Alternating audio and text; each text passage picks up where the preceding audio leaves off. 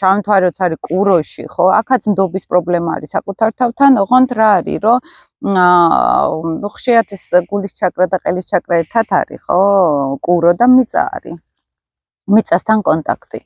აი აქ არის სადღაც დარღვეული ზუსტად აი ამ მიწასთან, ბუნებასთან კონტაქტი, ენერგეტიკული ველი. მე შეიძლება მიყვარს ბუნებაში მომწონს, მაგრამ ენერგეტიკულად აქედან ვერ ვიღებ მაინც იმას. მე მასთან ენერგეტიკული კონტაქტი არ მაქვს და შესაბამისად აქ ფინანსური რესურსების პრობლემები შეიძლება მოდიოდეს, ქალური ენერგიის პრობლემა, სიყვარულის ენერგიის პრობლემა შეიძლება მოდიოდეს და ძალიან ბევრი რაღაცა ირღვევათ, ხო, კუროებს, ამ შემთხვევაში შავი მთვარი ვისაც კურო აქვს, ან მატერიაზე აქვს ძალიან რომ ვერ ძღებიან, ან პირიქით საერთოდ უარყოფა აქვთ მატერიის, ან ეშინიათ გაჩერების და სულ დრაივში არიან, ან პირიქით გაჩერდებიან და ცხოვრება მიდის და ეს გარედან უყურებს პროცესებს.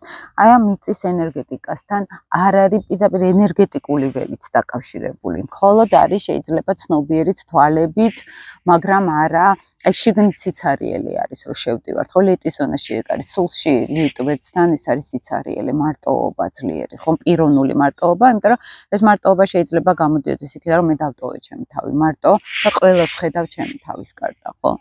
კუროს აქვს აი ეს ქალური ენერგეტიკასთან დისბალანსი, როგორც მატერიასთან დისბალანსი და აი ეს აი ძალიან ფულზე რო არის ამოდა, აბა როდის იქნება ფული, აბა როდის მაშინ ლაგდება, როცა აი თუნდაც წარმოსახვითი თერაპიებით დედამიწის ენერგოველთან მშვიდად, სიმშვიდეში გავდივართ, კონტაქტზე გავდივართ, ვეხსნებით ამ ენერგიას, ხო? ვსწავლობთ გამოვხატოთ ჩვენი თავი, ჩვენი ნიჭი, ჩვენი შემოქმედებითი უნარები. აი ძალიან მოკლედ რო აგეხსნათ, როგორ მუშაობს.